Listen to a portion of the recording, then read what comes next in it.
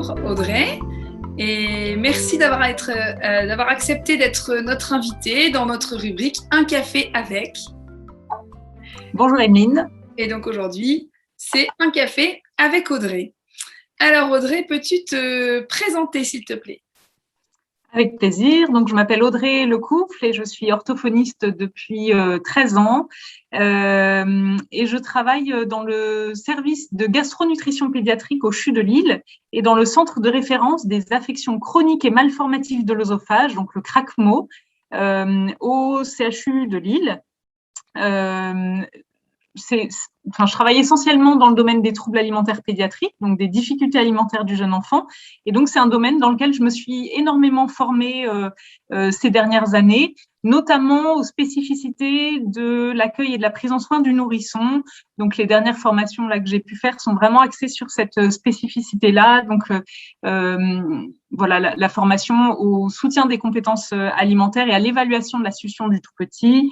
Voilà, il y a d'autres approches qui enrichissent depuis des années ma pratique d'orthophoniste et je suis aussi formatrice dans le domaine des troubles de l'oralité alimentaire, des troubles alimentaires pédiatriques et cofondatrice de la page Facebook Happy Ortho avec toi. Super, merci. Alors, aujourd'hui, nous allons aborder le rôle de l'orthophoniste au sein d'un service de gastronutrition pédiatrique. Peux-tu nous parler de tes missions au sein de ton service, s'il te plaît ? Oui. Alors, le service de gastronutrition pédiatrique, c'est un service de pédiatrie qui accueille des enfants entre 0 et 18 ans qui présentent des difficultés alimentaires avec des origines très différentes. Donc, on peut accueillir des tout petits qui viennent, des nourrissons qui viennent pour difficultés alimentaires parce que la croissance n'est pas optimale, ils mangent pas bien, ils pleurent beaucoup au décours des repas. Voilà, l'alimentation est compliquée. Au début, chez des enfants qui n'ont pas forcément de diagnostic particulier, donc ils peuvent venir à l'hôpital initialement pour faire un point, pour faire des évaluations complémentaires. On peut être amené à accueillir aussi dans le service des patients dans le cadre de maladies rares digestives ou de maladies digestives, donc des patients qui ont un reflux gastro-œsophagien pathologique qui va impacter l'alimentation, des enfants qui ont des malformations digestives, des patients qui ont des syndromes génétiques qui vont impacter aussi l'alimentation, ou alors des enfants aussi qui viennent dans le cadre de troubles alimentaires pour la mise en place d'une nutrition artificielle.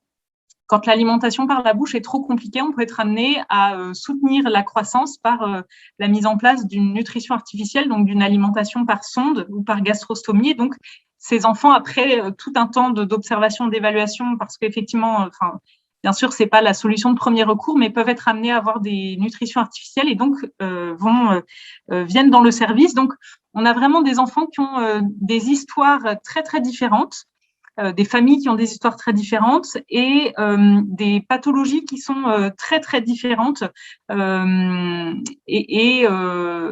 et très riches. Donc ça, c'est la plupart des enfants qui viennent dans le service sont ces patients-là.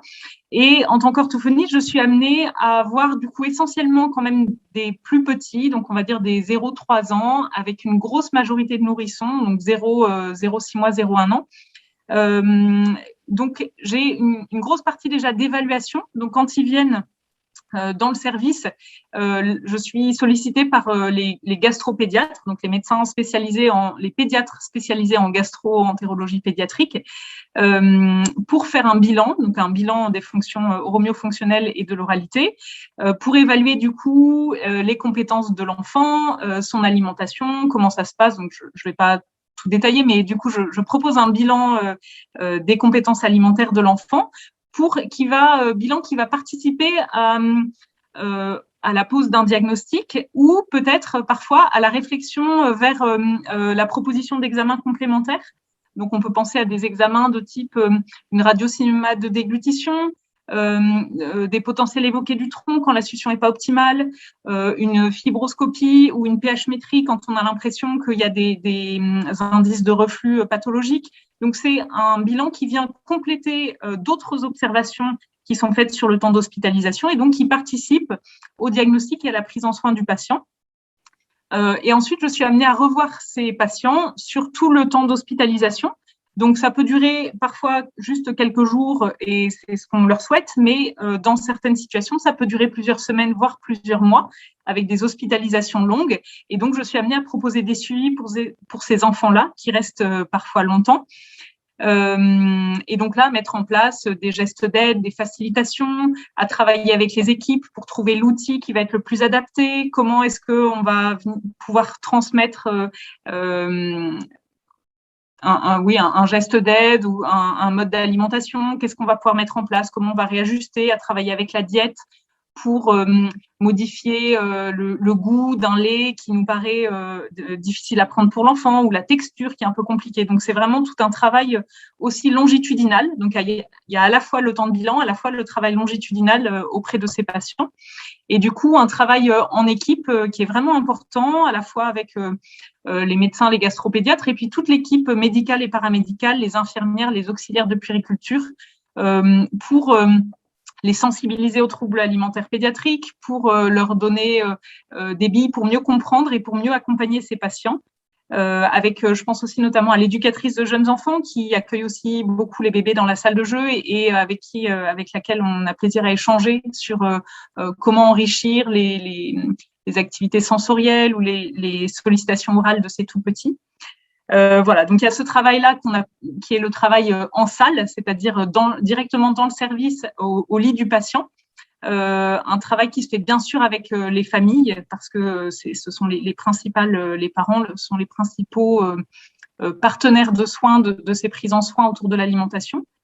Et puis, je suis amenée à faire quelques consultations externes sur des demandes spécifiques. Donc, par exemple, le gastropédiatre qui voit un patient en consultation et qui me dit « Tiens, j'aimerais bien ton avis parce que l'alimentation est compliquée. » Donc, c'est plutôt là des avis de recours parce que tant que possible, on envoie l'enfant plus proche de son domicile pour faire le bilan dont va découler potentiellement la prise en soin. Mais parfois, quand c'est pour des maladies rares ou des spécificités particulières, le médecin peut demander à ce que ce soit fait à l'hôpital. Voilà, donc j'ai à la fois ce temps en hospitalisation avec les enfants, avec les équipes, et à la fois aussi un petit temps de consultation externe pour pouvoir les accompagner. Et on est amené aussi, on a mis en place là un programme d'éducation thérapeutique du patient dans le service, donc où on mène des ateliers d'ETP en pluriprofessionnel. Donc ETP, c'est éducation thérapeutique du patient. Donc, on va les commencer là prochainement avec l'aide de Justine, qui est une infirmière puéricultrice avec laquelle on a co-créé ce projet. Et donc, ça fait un peu la continuité de ce qu'on appelait avant les groupes oralité, qu'on menait une fois par mois, qui étaient des groupes destinés aux enfants qu'on avait déjà rencontrés dans le service, qui avaient des troubles alimentaires pédiatriques, qui bénéficiaient d'un suivi en libéral, mais pour lesquels l'ortho en libéral se sentait parfois démunis et nous disait qu'un soutien en groupe pouvait être intéressant. Donc, on avait ces groupes depuis une dizaine d'années. On a voulu les faire évoluer en y intégrant vraiment à part entière les parents. Donc, dans le cadre d'un programme d'ETP qui va voir le jour là en septembre. Donc, il y a aussi tout ce travail-là, à la fois de conception, de rédaction, de travail en équipe et toute la mise en place de projets, de lecture avec mes collègues, voilà, pour essayer de se tenir un petit peu à jour dans ce domaine-là, qui est un domaine qui est en pleine évolution, en plein... Enfin, voilà, il y a beaucoup de choses qui existent sur le sujet et c'est important de pouvoir se tenir à jour aussi de tout ça. Bien, merci. Ça a l'air passionnant et prenant, en tout cas, aussi au niveau professionnel. Et il me semble, tu as dit tout à l'heure que tu travailles également au centre de référence des affections chroniques et malformatives de l'œsophage, si je ne me trompe pas. Et alors, du coup, quel est ton rôle dans le cadre de ce centre de référence ? Alors, le centre de référence qu'on appelle le CRACMO, l'acronyme, c'est un centre de référence maladies rares, donc qui a pour mission initiale de coordonner la prise en soin au niveau national des enfants qui présentent des affections chroniques et malformatives de l'œsophage. Et donc, la plus fréquente de ces malformations, c'est une malformation qu'on appelle l'atrésie de l'œsophage. L'atrésie de l'œsophage, c'est une malformation de l'œsophage qui fait qu'à la naissance, l'œsophage, qui normalement est un tuyau continu et discontinu. Donc, il y a un cul-de-sac supérieur, un cul-de-sac inférieur.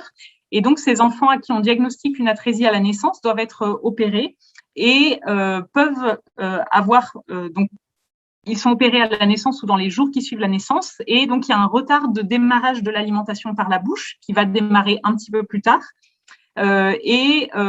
Ils sont à risque après d'avoir des difficultés alimentaires inhérentes à cette pathologie parce que l'œsophage va moins bien se contracter, parce qu'ils vont avoir une gêne alimentaire, des difficultés à passer aux morceaux. Et donc, ce sont des enfants que j'accompagne dans le cadre du centre de référence de la naissance jusqu'à après la transition à l'âge adulte et qu'on accompagne en équipe pluridisciplinaire. Donc, on a dans le centre de référence 2 grosses missions principales, à la fois une mission nationale qui est faire connaître cette malformation au grand public, aux professionnels de santé, aux orthophonistes, pour une meilleure connaissance et reconnaissance de cette pathologie et donc pour un meilleur suivi de ces patients. Donc, on a par exemple participé, le centre de référence a écrit un PNDS, un protocole national de diagnostic et de soins sur l'atrésie de l'œsophage qu'on peut retrouver sur le site de la HAS et qui donne des recommandations au niveau national sur la prise en soin et l'accompagnement de ces patients, sur quel est le suivi qui nous semblait optimal pour ces patients, à quelle fréquence, quels professionnels, quels examens en cas de doute, voilà. Donc, il y a à la fois ce travail un petit peu au niveau national qui nécessite aussi, du coup, une veille scientifique sur le sujet parce que c'est important de la même façon que pour la gastro. Là aussi, c'est important de se tenir à jour de ce qui existe, des publications sur le sujet, et puis avec un temps aussi en recherche dans le domaine, parce que du coup, dans le cadre du centre de référence, on a cette mission-là de recherche et donc d'aider à faire avancer les choses dans ce domaine de l'atrésie de l'œsophage et pour moi vraiment de l'alimentation. Donc, on a là des projets de recherche en cours dans différents domaines qui, j'espère, pourront aboutir prochainement.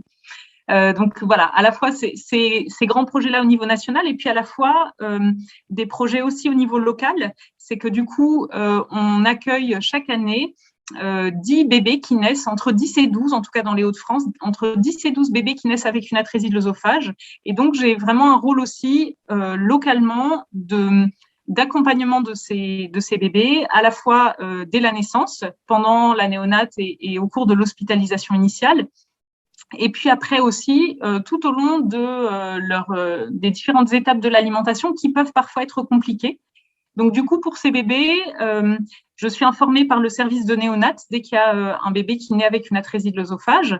Ma collègue psychologue aussi. En fait, on est une équipe pluridisciplinaire avec une psychologue, une orthophoniste, un médecin référent, un professeur référent, une collègue gastropédiatre, un chirurgien pédiatrique, et puis après gravitent d'autres professionnels. On a une pneumopédiatre, un médecin de médecine physique et réadaptation, une diététicienne, voilà, pour essayer d'avoir une équipe pluridisciplinaire. Donc, on est informé dès la naissance de ces bébés. On va se présenter de façon systématique aux parents en leur expliquant du coup les missions du centre de référence, le rôle de l'orthophoniste, parce que les parents sont souvent étonnés initialement de me voir en disant mais une orthophoniste, il parle pas encore. Donc, de leur expliquer tout le champ de compétences de l'orthophonie auprès de l'alimentation, autour des compétences alimentaires du nourrisson. Et donc, je vais accompagner le bébé et ses parents dans l'hospitalisation initiale, notamment jusqu'à ce qu'il soit autonome au niveau alimentaire. Parce que du coup, à la naissance, dans la plupart des cas de l'atrésie de l'œsophage, le bébé est opéré le lendemain de sa naissance à J1. Et on attend 3-4 jours avant de faire un examen qui s'appelle une opacification. Donc, c'est un examen où on fait boire au bébé un liquide de contraste et on prend des clichés de son œsophage pour voir si le liquide de contraste passe bien à l'endroit où le chirurgien fait la suture ou s'il y a des fuites. Et c'est cet examen qui va nous donner le feu vert pour la reprise, pour le démarrage de l'alimentation. Donc, on attend avec les parents cet examen. Dès que cet examen est OK, on a le feu vert du coup pour démarrer l'alimentation. Donc, en fonction du projet parental, ça va être un démarrage d'une alimentation au sein. Donc, la maman aura été informée auparavant de la mise en route de sa lactation et tout ça. Ou alors un démarrage d'alimentation au biberon. Donc, j'essaye tant que possible d'être présente avec les parents pour ce premier temps d'alimentation par la bouche, pour voir comment ça se passe, essayer d'adapter. Ce bébé, c'est la première fois qu'il déglutit et que le bol alimentaire descend jusque dans son estomac. Donc, parfois, ça peut gargouiller, ça peut être un peu, la mise en route peut être un peu initialement pas évidente. Et puis petit à petit, l'idée c'est qu'il puisse augmenter ses prises alimentaires jusqu'à une autonomie qui peut être plus ou moins rapide en fonction des bébés. Donc pour certains bébés, ça va aller assez vite et pour d'autres, je vais les accompagner plus souvent, plus fréquemment et on va mettre en place parfois des gestes d'aide, des facilitations, voilà, des choses pour essayer d'autonomiser la prise alimentaire. Donc, il y a tout ce travail du coup initial en hospitalisation. Et une fois qu'ils sont sortis à leur maison, on leur propose dans le centre de référence un calendrier de suivi multidisciplinaire où ils reviennent du coup ponctuellement à l'hôpital, soit pour voir un intervenant tout seul, soit pour nous voir en consultation pluridisciplinaire. Donc, par exemple, on les voit tous à 3 mois en consultation pluridisciplinaire. C'est la première consulte pluridisciplinaire où du coup, on a des regards croisés avec la gastropédiatre, la psychologue, la pneumo, l'orthophoniste, pour voir où en est l'enfant dans sa croissance, dans son alimentation et tout ça. Et de mon côté, en tant qu'orthophoniste, moi, je les revois surtout aux étapes clés de transition alimentaire. Donc, je les vois à 3 mois pour savoir comment s'est passé le retour à la maison. Je les revois souvent à 6 mois pour faire le point où démarrer la diversification alimentaire.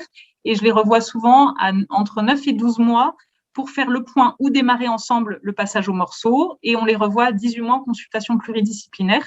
C'est vraiment pour avoir une vigilance à ces transitions qui peuvent être fragilisées par cette malformation et par les conséquences de cette malformation, donc la dysmotricité de l'œsophage, des fois des blocages alimentaires, une peur des parents de démarrer le passage au morceau. Voilà, donc c'est vraiment d'accompagner ces transitions. Et puis, je peux être amenée à revoir, ce sont des enfants qui parfois refont des séjours à l'hôpital et donc je les suis dans leur parcours hospitalier. S'ils vont en chirurgie ou dans d'autres services, je suis amenée à les suivre, peu importe là où ils sont, mais on a un lien particulier parce que ces enfants-là, je les suis au cours de l'hospitalisation initiale, puis assez régulièrement, jusqu'à une consultation de transition à 18 ans qui se fait vers les adultes.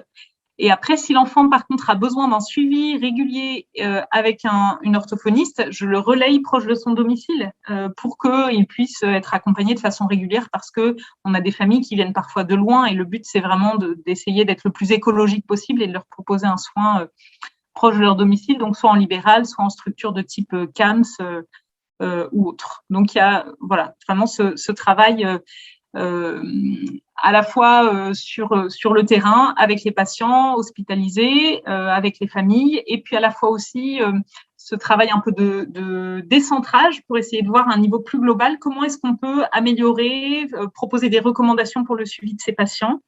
Et d'ailleurs, dans les recommandations, il est bien noté, spécifié la proposition d'une prise en soin, en tout cas d'un bilan en orthophonie pour ces patients qu'on sait plus fragiles dans leur alimentation. D'accord, donc la place de l'orthophoniste est vraiment bien reconnue chez ces patients avec atrésie de l'œsophage. Oui, ouais, tout à fait, elle est reconnue. Et puis après, voilà, j'ai la chance et la grande joie de travailler dans une équipe où le rôle de l'orthophoniste est reconnu et où du coup, on est vraiment sollicité pour des avis des expertises autour de l'alimentation parce qu'on a vraiment voilà ce rôle